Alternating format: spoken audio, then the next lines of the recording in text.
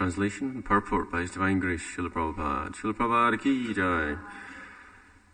Formerly, kings like Jarasandha, the father-in-law of Kamsa, strictly followed the Vedic rituals, thus worshipping Lord Vishnu. Purport. In these verses, the author of Chaitanya Charitamrita, Krishnadas Kaviraj Goswami, is very seriously stressing the importance of worship of the Panchatattva. If one becomes a devotee of Gaura Sundar or Krishna, but does not give importance to the Panchatattva, Sri Krishna Chaitanya Prabhu Nityananda, Sri Advaita Gadadhar, Srivasadi Gaura Bhakta Vrinda, his activities are considered to be offences, or in the words of Srila Rupa Goswami, utpata, disturbances. One must therefore be ready to offer due respects to the Panchatattva before becoming a devotee of Lord Gaura Sundar or of Sri Krishna, the Supreme Personality of Godhead. Purvijaichi Jarasandha Adi-lila Veda Dharma Kori Kori Vishnura Pujanna. Formerly, kings like Jarasandha, the father-in-law of Kamsa, strictly followed the Vedic rituals, thus worshipping Lord Vishnu.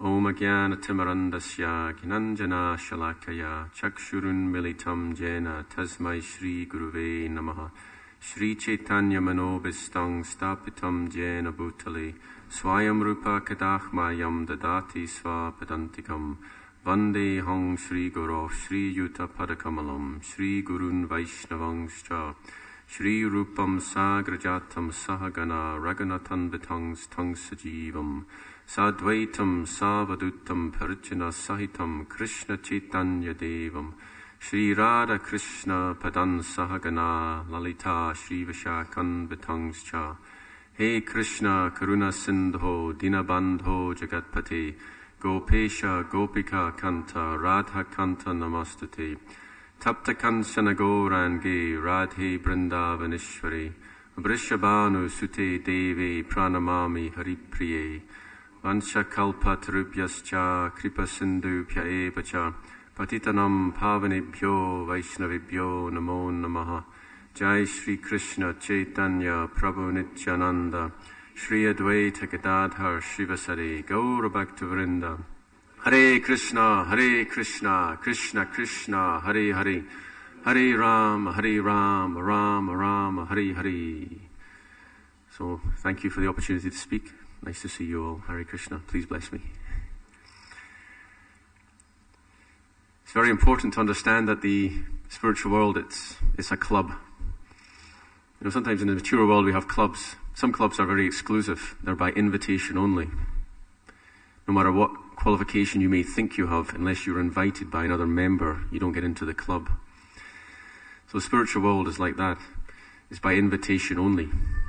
Taishaisha atma vivrinuti tanam svam. Krishna reveals himself to whomever he chooses. There's no other way. There's no outside way to do so. Or as it said, bhaktya sanjataya bhaktya. Devotion comes from devotion.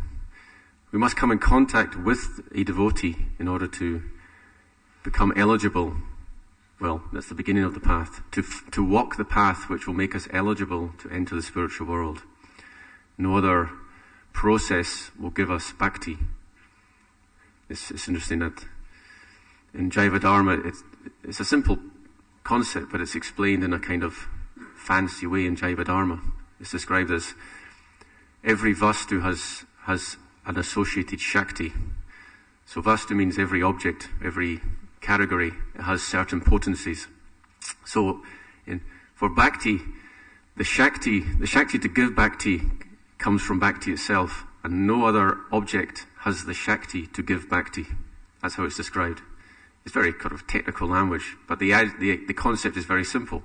Bhakti comes from Bhakti, and Bhakti does not come from Gyan, Bhakti does not come from karma, so to speak.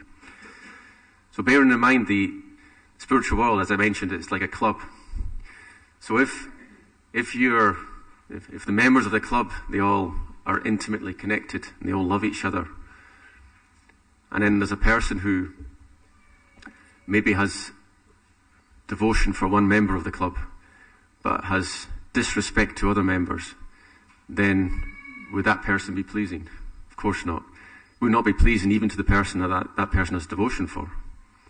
Now, there's an example in I think it's the 5th chapter, the discussion of Lord Nityananda. Now, the brother of Krishnadas Kaviraj Goswami, he had faith in Lord Chaitanya, but he didn't have faith in Lord Nityananda. And because of that, he fell down. So it said, Heno nitai bini bai Radha Krishna paitinai. One cannot attain the spiritual world without the mercy of Lord Nityananda. So this week we had the appearance day of Lord Nityananda. One time in a lecture on the appearance day of Lord Nityananda, Srila Prabhupada, he quoted a verse from the Upanishads, Nayam Atma Bala Hinena Labhyaha. Without the mercy of Lord Balaram, you cannot become self-realized. So it's not enough just to worship Krishna. You have to understand that you have to go through Balaram. Now this concept is expanded upon in today's verse. It's without the mercy of the Panchatattva. Well, actually, it's in the previous verse, but also in the purport, in today's purport. Without the mercy of the Panchatattva, you cannot make spiritual advancement. And actually, in the previous purport, Srila Prabhupada expands even further. He says, let me find it. Chadiya Vaishnava Seva Nishtara Payechi Keba. Unless one serves the spiritual master and acharyas, one cannot be liberated. It's interesting because the term Vaishnava Seva, it actually generally means all the Vaishnavas. So if you try and serve Krishna, but you don't serve the Vaishnavas, then that's not pleasing. Now one time on a walk, Srila Prabhupada, he compared himself to Krishna's dog. So what he said was, Krishna, he's very difficult to approach, but the spiritual master, he's easily approached. Now I give the example of some rich man, you cannot even get audience with such a person. But if he's walking down the street and you're nice to his dog, then immediately that rich man is very happy. So he said the spiritual master is like Krishna's dog. You can easily please the spiritual master. Krishna, you cannot even approach him. But if you please the spiritual master, then you please Krishna. That way you go back to the spiritual world. So this is the principle of spiritual advancement. So the Panchatattva, they have come and they have mercifully made it easier for us to approach Krishna. It's interesting, in the Nectar of Devotion, there's a discussion about the magnanimity of Lord Krishna. It's one of his qualities. Actually, there are 2 terms used. What are the 2 terms for magnanimous in Sanskrit? Kripanu. Merciful. Well, that's merciful. It's almost the same. I'm thinking of something else. Something a bit closer. Vidanya, yeah. Vidanya is one of them. Namo Maha Vidanyaya Krishna Prema Pradayati. Rupa Goswami in Prayag, when he's there with his brother Anupam, they hit the deck.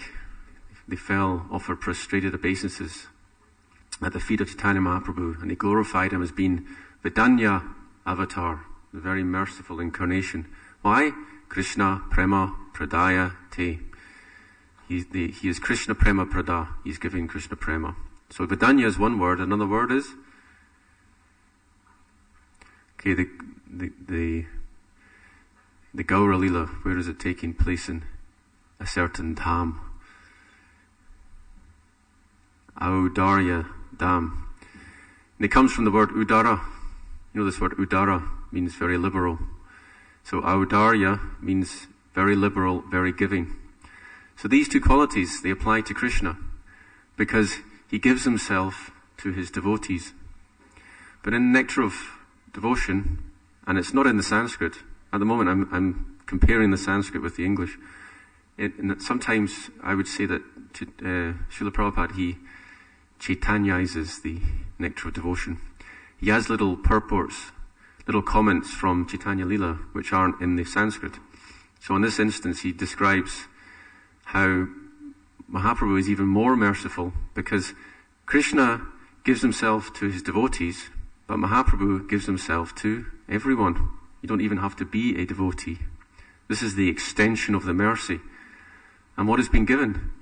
This is Prema, Krishna Prema, which is Anarpi Cham Charit Charin. Very rarely given. So it's extremely wonderful that the Panchatattva have come and they've made something very elevated, something very high. They've made it very accessible. That's mercy. But we have to understand that, as is mentioned in the purport, that we can't just choose a one member. We can't just choose Lord Chaitanya. We have to choose the whole group, the Panchatattva, and they should be worshipped all together. And not only that, all the Vaishnavas. So the secret is Vaishnav Seva. So Mahaprabhu said that he took two aspects from each Sampradaya. So from the Sri Sampradaya, one of those aspects was Vaishnav Seva. The Sri Sampradaya is based on two principles. One is Vaishnav Seva. I forget the other principle. Does anyone remember the other principle? Let's run through some of them. What about the Nimbarka Sampradaya? It's based on two principles that he took. One is, yes. Does anyone know any principles from any of the Sampradayas? There's 8 of them. So one of them is Vaishnav Seva. Yeah.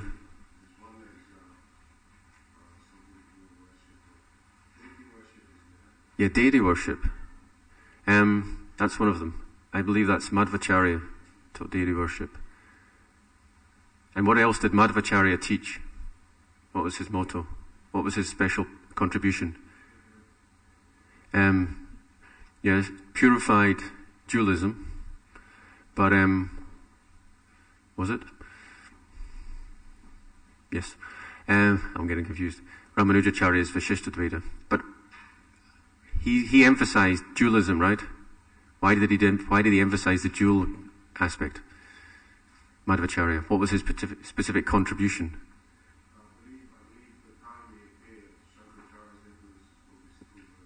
Yes. So, yes. That's exactly the point. Madhvacharya was emphasizing dualism in order to defeat the Kevala Advaita Vad, or the exclusive monism of Shankaracharya. So that's one of the contributions, is defeat of Mayavad. So these are the two contributions to that's the Brahma Sampradaya, Madhva Sampradaya, which is our Sampradaya. So any other aspects? We have 3 now. We have Vaishnav Seva, defeat of Mayavad, and what was the other one? Deity worship, yes. Okay, there's say again? Nama Seva? No, that's not one of them actually. Yes, okay. It's called Radhikanta Ashraya. Taking exclusive shelter of Srimati Radharani. That's the Nimbarka Sampradaya. And Gopi Bhav, that's another contribution from the Nimbarka Sampradaya. So how many do we have now? 5. So what we're missing? The Shiva Sampradaya. What did they offer? Anyone know? I wasn't planning to talk about this, so I don't know myself. Anyway, there are 3 others. Think about it. Anyway, so Vaishnav Seva, that is the very important principle through which we go through the parampara. And actually, I wasn't going to talk on this verse, but now that we have it, let's look at the verse. It's interesting. Let's break down the words. Jarasandha. How do we break down those words? Jarasandha. Why? Jara means what? Old. It has another meaning. Sandha, yes. Like Sunday means where, like for example, where the night and the day join together. That's a Sunday morning.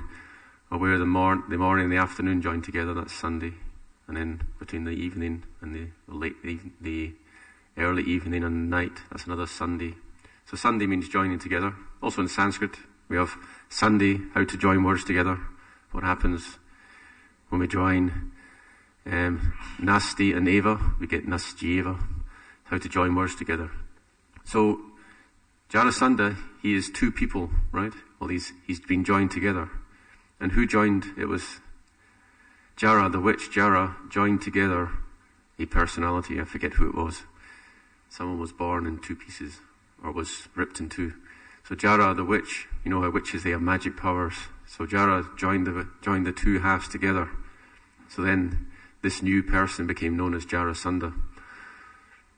So when Bhima was fighting Jarasandha, Krishna gave a little hint. He took a blade of grass and he split it in two. So Bhishma understood, because Jarasandha was very difficult to defeat. So Bhima understood this sign. Therefore he took the legs of Jarasandha and ripped them apart, and the whole spine split in two. Like this. So we see how merciful the holy name, we're talking about the holy name, how merciful the holy name is. That Jarasandha, he was mocking. Now there's different types of namabas. Namabas means you're not chanting offensively, but you're not chanting purely. It's somewhere in between. So one type of namabas is parihasa, or laughter, joking. So one may joke about the holy name. So Jarasandha, he used to have a laugh about Krishna. He was very proud. In fact, he wouldn't fight with Krishna. So Krishna, Arjuna, and Bhima, they came to beg for a fight. They were Kshatriyas, but they dressed as Brahmins. Because they knew that Jarasandha, he wasn't all bad. They knew that he would give to the Brahmins. In fact, it's mentioned here, he was worshipping Vishnu. So it's in the verse. He strictly followed the Vedic rituals, thus worshipping Vishnu. So this is easy. It's very difficult to understand this. Who is this person? He's worshipping Vishnu, he's laughing at Krishna, and he's a demon. I mean, what is this? Anyway, so because they came as a Brahmins, and I will give. But then he's looking at their shoulders, and they got all these big calluses, because the Kshatriyas, they carry their bows over their shoulders. So he's thinking, these aren't Brahmanas. So then he finally gets the point. It's actually Krishna, Arjuna, and Bhima. So he was very arrogant, and he said, I'm not going to fight with Bhima, with Arjuna and with Krishna. They're not even worthy, but I'll fight with Bhima, because Bhima's big, right? So that's Jarasandha. So just by jokingly chanting the holy names, he became purified. And we have the example of Shishupal. This is another type. This is called Stoba Namabas. That means derisive. It's almost offensive, but it's not, because it's out of ignorance. So Shishupal was deriding Krishna. So 100 times, finally Krishna took off his head with the Sudarshan Chakra. In the meantime, the kings that were devotees of Krishna, they were blocking their ears. Can you imagine that? It's obviously offensive, otherwise they wouldn't be blocking their ears. But from the point of view of Shishupal, he's making spiritual advancement. So how is this possible? For Shishupal it's Namabas, but for others it's Namaparad, because they knew the difference, you see. When we have knowledge, then with knowledge comes responsibility. So these are two types of Namabas. What are the other two types?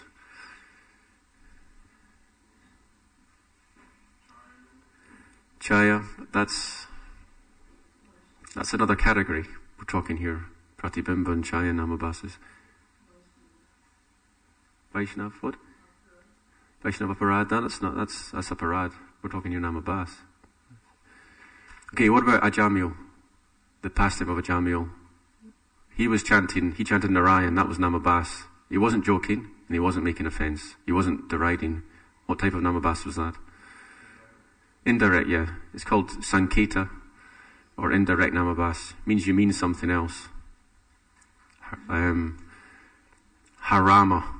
The example's given, like the Muslims in the field, passing stool, and then he sees a boar coming, because boars like stool. He's running after him with tusks. So he goes, Harama, this is horrible. So he's saying, Ha means oh, and Rama means Ram. So he's saying, oh Ram. So he gets a benefit from that. Yeah?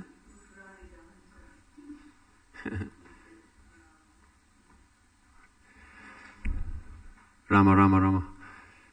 There's a place in New Zealand called Rama Rama. You know that? They used to do Sankirtan in the past. They got some nice names there. So that's the third type of Namabas. What's the fourth type?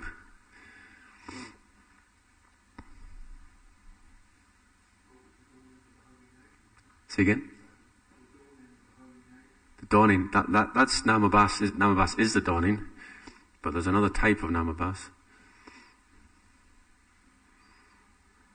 I can't remember myself, actually.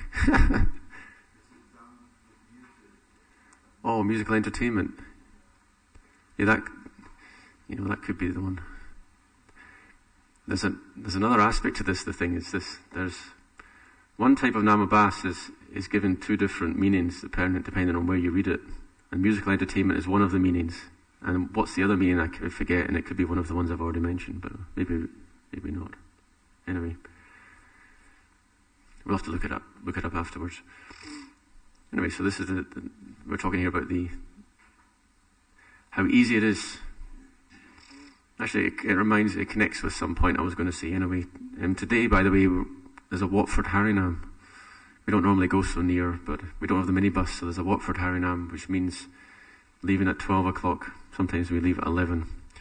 So if you're listening online, please come to Tesco car park at 12:30 or before then, and join us for Harinam Sankirtan Kijai. So, yeah, discussing namabas. So it's quite difficult for ignorant people to be offensive to the holy name because they're in ignorance. We gave the example of Shishupal. So Shishupal, he's deriding Krishna, but because he's in ignorance, it's not actually considered offensive. So when we go on Harinam Sankirtan, we certainly see joking a lot. We also see people deriding the Harinam. Now, we don't like that, but we should understand that they're actually still getting purified. And we shouldn't have the wrong philosophy and think, well, this isn't good, they don't like us, therefore it's better that we don't go in the street. Sometimes we can talk ourselves out of the Yuga Dharma. I know one devotee from Israel, and he told me, he said, in Israel, the Hare Krishnas, they used to chant on the street, and then the people hated us. So he said, so we stopped chanting on the street, and then people like us now. So I accepted that, and for many years I thought, okay, if you go to Israel, don't chant Hare Krishna on the street. But then last year, Indradyumna Maharaj went there with a Harinam party, and it was a great response. The people of Israel, they love it. And they're just joining in, chanting and dancing as well. So we can have this, we can get it wrong. We can just think, well, because there are instances where Prabhupada said, well, we don't chant Hare Krishna on the street. One time in India, they started throwing coins, and he said, okay, stop. They think we're beggars, so we stop. Now that doesn't mean you should never chant Hare Krishna in India. I mean, where was it? I think it was in Delhi, might have been in Bombay, but anyway. We should still chant, time, place and circumstance. It's not that because at a certain time, because 40 years ago, people were throwing coins at the Harinam party, that doesn't mean you should never chant Hare Krishna on the streets of India. We should get it into perspective. Or just because someone's inimical doesn't mean you should stop. You just have to look back at the history. Look at the chanting, public chanting in England. Devotees used to go up and down Oxford Street and regularly get into fights. Come back with a bloody nose or they'd give a bloody nose.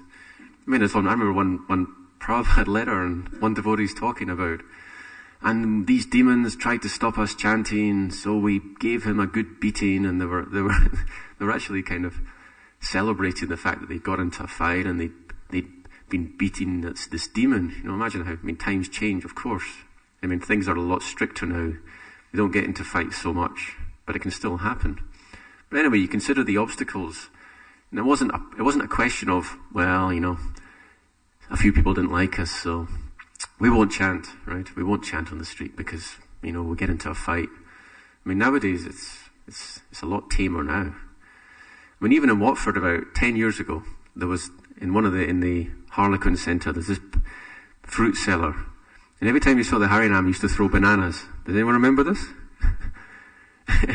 I used to go in several times. I wasn't living here, but I was in Edinburgh, but I came down a few times and I went on Harinam in Watford. And the fruit seller would throw bananas at us.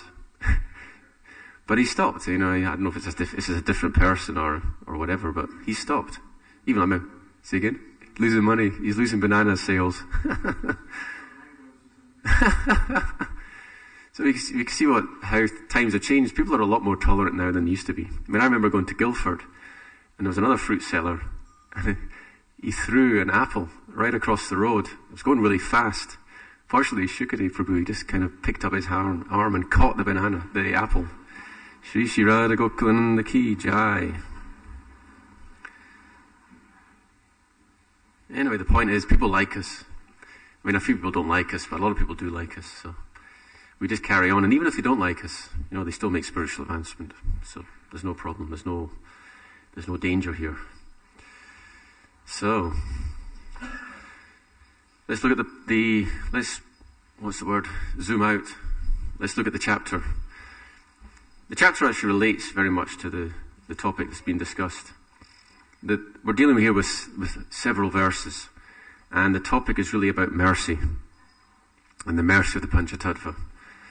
Now, when Navadip Chandra gave class, I was here last Saturday. I didn't come on Sundays. I don't come on Sundays so much now because I teach at Krishna Club and it's at 10 o'clock and I can't get my children out of bed. They just don't want to come early. So I come at 9:30, take a little bit of prasad, and then I'm there for 10 o'clock.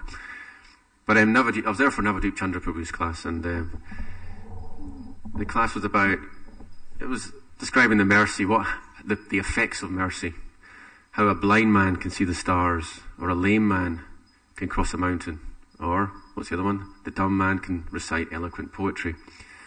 So, in this connection, in the purport, Srila Prabhupada mentioned that this is particularly discussing Kripa Siddha. That's perfection through mercy. So there are three types of siddhas. Kripa Siddha is one of them. What are the other two?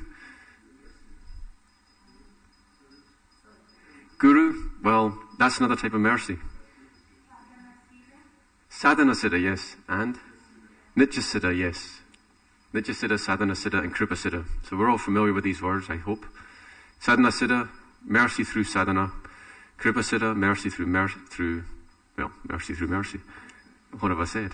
Perfection through mercy. And, what's the third one? Nitya Siddha, one is never fallen. So this is also discussed in Nectar of Devotion. And it's discussed in a slightly different way. It's actually a confusing verse. The Sanskrit is, there are three types of siddhas. Samprapta Siddha and Nitya Siddha. So I couldn't figure it out at first.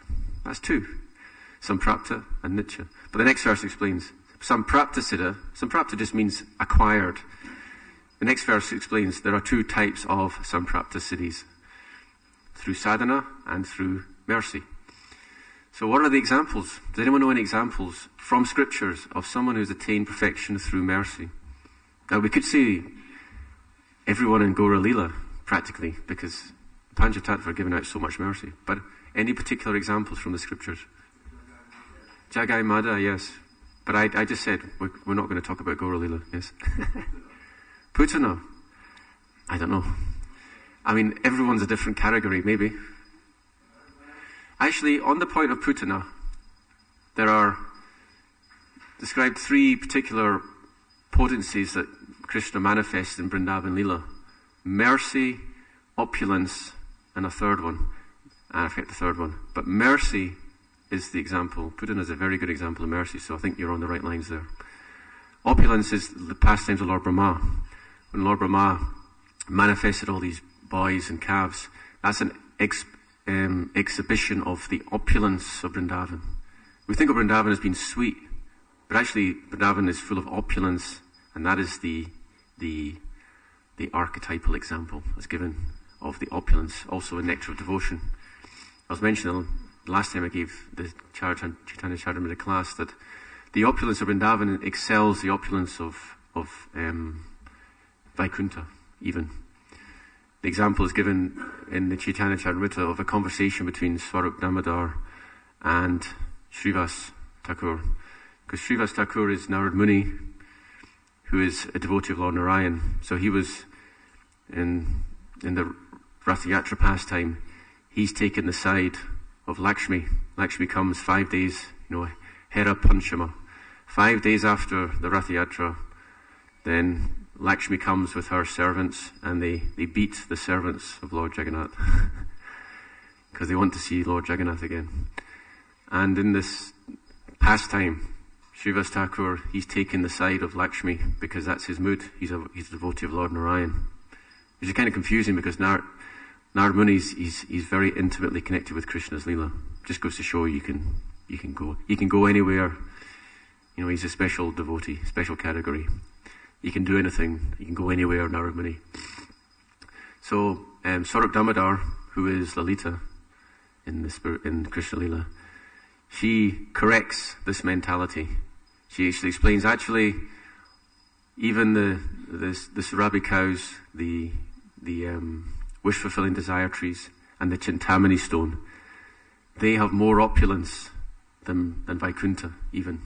In fact, a drop of the opulence of Vrindavan is more than all the opulence of Vaikuntha. So that's a little side point. Let's go back to the... Yes, Prabhu. You're right, it is. And Mother Yashoda is the example. Mother Yashoda's relationship with Krishna, the sweetness is there. So yeah, we're doing it off the top of our heads here, but you got it right. Yep. It's sweetness, opulence, and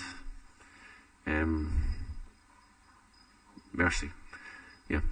Anyway, so let's go back to, that was a little diversion, but we're going back to Kripa Siddhas. Kripa Siddhas are rare. It said, Prabhupada gives the example, also in Nectar Devotion. He says, you want a degree, then what do? You enroll at the university. Now, some people get a degree without enrolling. They get an honorary degree. I'm still waiting for mine. I don't have one yet. You know what? Srila Prabhupada was an honorary professor. You know this? Professor Prabhupada. We don't think of him as a professor, but actually he was. In India, before he came to the West, he was awarded I forget where from. It was a Jhansi. Anyway, we can check it up. Yes?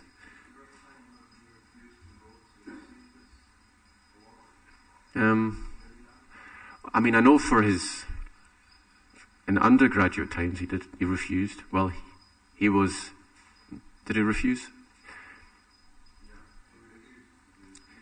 Because in the dream, you know, I've watched the Abhay Charan videos. In the dream, it's dramatically done.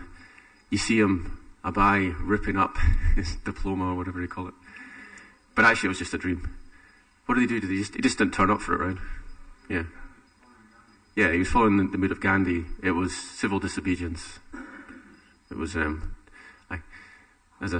get the education, but we don't turn up for the, anyway. So yeah, he was an honorary professor. But that's not the general case. So the point is, if you want to make the advancement, then is to practice is sadhana, to enroll in the sadhana project, the sadhana program, you know, become a bhakta. Although some other examples are very rare. So we have the example of Putana. Okay, any other examples of mercy?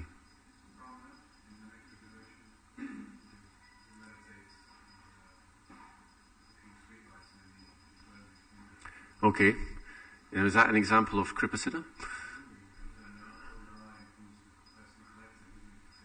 Yeah. Well, I mean, at least before, he's cooking for Krishna already, right? So he's doing, it's like a type of sadhana already. Yeah. I mean, yeah. Okay.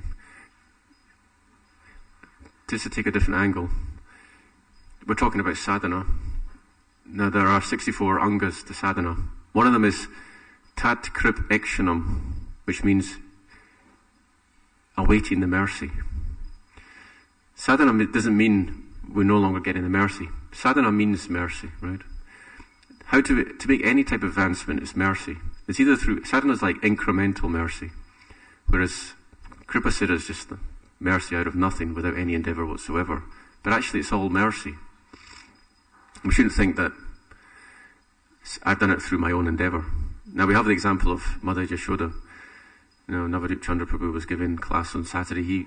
He said there are the 2 inches too short, the rope, right? 1 inch means our endeavour. The other inch means mercy. So both need to be there. But actually, from another angle of vision, both don't need to be there. Endeavour doesn't need to be there. You can just get the mercy. It's rare, but you can just get it. So only one thing really, really needs to be there, and that's the mercy. There's nothing more than that. Like in the Sri Sampradaya, there's there's a difference of opinion over mercy. There's two schools of thought. One is called Markata Kishore Nyaya, the logic of the baby monkey. And the other one is Marjara Kishore Nyaya, the logic of the baby cat. So one group of Sri Sampradaya followers, they say that mercy comes like the monkey, baby monkey. You've got to hold on. You've got to make an effort or else you don't get the mercy. The other school is like mercy, it's like the baby cat, the kitten. So the cat just picks up the kitten. The kitten has to do nothing. It's safe. Doesn't have to hold on even. So which is it? We get this dilemma. It's a dichotomy. Is it through our effort or is it through mercy? And the answer, well, the example of Mother Yashoda is both, 2 inches. So the answer is both. But from another point of view, it's only one. It's just mercy. If you look at how do we follow the process of sadhana? The qualification to be a sadhaka is also nectar devotion. Yakena piyati bhagyena jata shradosya sevani. One must have faith. But where does that faith come from? Ati bhagyena, by good fortune. This fortune. It's not planned. No one has. You don't plan to become a devotee of Krishna because you have no faith in the first place. You wouldn't plan it unless you had faith. So where does the faith come from? Bhagya. Bhagya means it's good fortune.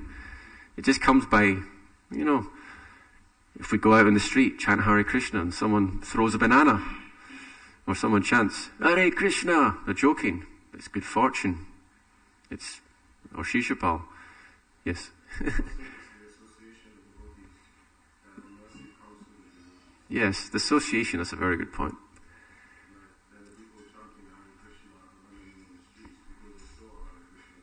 Yeah, just by seeing the Hare Krishna.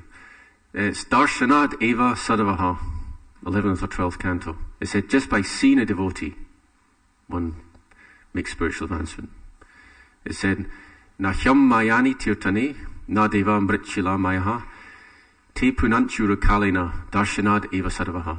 It said, if you visit the holy places, you will be purified, but gradually. If you worship the deities, it's particularly mentioned the demigods, Na Deva Mritchila Mayaha. The demigods, the deities, they're not bits of stone, they're not Mrit. Mrit means stone, Am means water. So tirtas are not Am Maya, they're not just bits of water.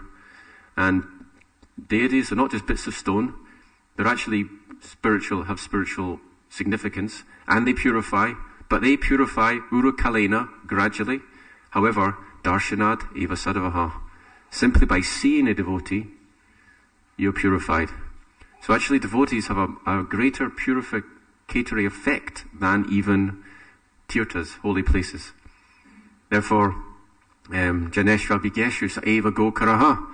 If you go to Vrindavan just to have a bath, but you don't go to find out and seek the devotees and hear the katha, then you're Gokara, cow or ass. And on that point, you'll find the same devotees coming through Bhaktivedanta Manor. You can go to Vrindavan, you might find the same sannyasi there, speaking Krishna Katha, as you saw him 1 month ago at Bhaktivedanta Manor. You don't even need to go to Vrindavan to hear from the sadhus. At this point about the purificatory effect of the sadhu, it's mentioned all throughout the scriptures. It's in the first chapter. Does anyone know the verse? Yat pada samsraya sutta munaya prasamayana Saja punanch upasprishta svardhanapyo anusevaya. The Ganges will purify gradually. Anuseva, you're going to bathe every day. Gradually you will be purified. However, Saja punanch upasprishta, just by touching a sadhu. Saja means immediately you're purified. So yes. So why did we get onto this topic? What were you saying before? What brought that up? Oh yes, I know, we were talking about, sadhana, This is a good point that you mentioned, devotee association. Where the term sadhana is used in the Sanskrit throughout Nectar Devotion, Prabhupada very often translates it as devotee association. So when he talks about a sadhana siddha, he talks about one becomes perfect through the association of devotees. That's the most important ingredient of sadhana. It's just the sadhu sangha. So yeah. So we're going back to Kripa Siddha, and we were talking about examples. And we've had one example so far, Putana. Now there's 3 or 4 examples given in Nectar of Devotion. Very good, that's one of them. Prahlad Maharaj. He is Kripa Siddha. So how does that work? It's actually, he comes in the section of Bhav Ota, Kripa, mercy through, Bhavota Prasad, mercy through, coming to the platform of Bhav through mercy, not through sadhana. You see, it's all very technical. To get to Bhav means preliminary love of God. To get preliminary love of God, there are 3 ways. Sadhana, the mercy of the devotee, and the mercy of Krishna. Now in the case of Prahlad Maharaj, if I'm not mistaken, he's example of, he came to the platform of Bhav through the mercy of Narad Muni. Narad Muni was instructing him in the womb. So that's through the mercy of a devotee. Now, to get prema, there's only two ways, sadhana and Krishna's mercy. The mercy of the devotee is not counted as one of the ways to get prema. So it's different for prema as it is for bhav. Now, who can give an example of someone who's got mercy, has retained prema through mercy? There's one example I can think of. Narad Muni. No, Narad Muni, he's a funny category. He's mentioned as an example of sadhana siddha because he served the Paramahamsas. Remember, he's born as the son of the maidservant. He was doing service. He was taking the remnants of the prasad. He was hearing the katha. Therefore, he's sadhana siddha. But then there's another later on. Bali Maharaj. I believe that is an example. But before I came, I was checking the Nectar of Devotion to find Bali Maharaj, but I couldn't find it. But I believe that is one of the examples. He's coming in a family. He's an ancestor of Prahlad Maharaj, so he's going to get mercy through being in that line. Dhruva Maharaj. Okay, he followed sadhana for the wrong reason, but he got the mercy. I don't know, because he wasn't trying for pure devotional service. He was mixed, but yeah, he got the mercy. He got the associate of Narad Muni. Everyone's a different case, it's hard to actually to categorize all these things. But I can say there's several that I know of because I was reading it before I came. One of the examples is the gopis.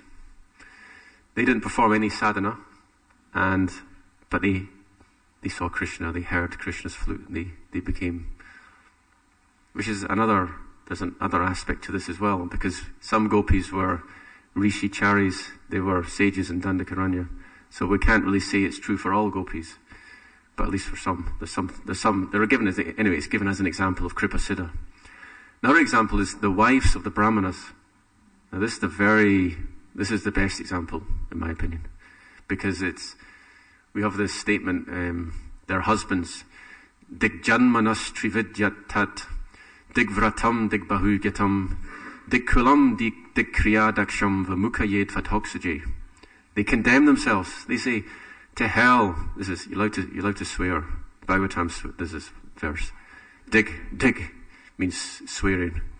They said, to hell with our thrice born status. So they were first initiation, second initiation, then initiated into sacrifice, performing sacrifices. He said, to hell with it. Dig janmanas trividyatat. Dig vratam. To hell with our vows. Dig bahugyatam. To hell with our learning. Dig kulam. To hell with our good birth. They're snobs. These brahmanas, they were very snobbish. So when Krishna's friends came to beg for food, they didn't even have time to talk to them. And they're performing a yajna. Yajnas are for Krishna. Krishna's name is Yajna. And Dig Kriya Daksham. We're very expert. We can do all the hand symbols. We can say all the mantras. We can get all the ingredients together. We're very expert at sacrifice. But to hell with it all. Why? Vimukha yed vatoksaji. We turned our back on Krishna. The whole essence, the very essence, why were we doing what we were doing? The whole point of following our culture was to know Krishna. But we missed it. We missed the whole point because we're puffed up. Whereas the wives of the Brahmanas, they didn't study. They weren't performing sacrifices. They were just serving their husbands and going about their business. But they were Kripasiddha. They attained mercy, even though they did not perform any type of sadhana. And on the point of sadhana, I was mentioning how I'm saying that from another angle of vision, sadhana is simply mercy. So there's a description of who can follow the Raganuga Bhakti. That's also nectar devotion. The answer is, without the mercy of the devotees, the Nityasiddha devotees, one cannot practice Raganuga Bhakti. So Raganuga Bhakti is counted as sadhana, but actually you can't do it without mercy. So sadhana siddha is another type of mercy. As I said, it's incremental mercy. Actually, it reminds me of something that, a good point that Sariputta brought up. He's discussing the two types of knowledge, ascending knowledge and descending. So ascending knowledge is called aroha panta, ascending path, and descending knowledge, avaroha pant. So we as devotees, we follow the avaroha pant. Now in the previous purport, which I thought I was giving class on, there's a statement, Mahajano yena gatasa panta. This is all about how do we attain knowledge. It's not about our own endeavours. It's about following the Mahajans.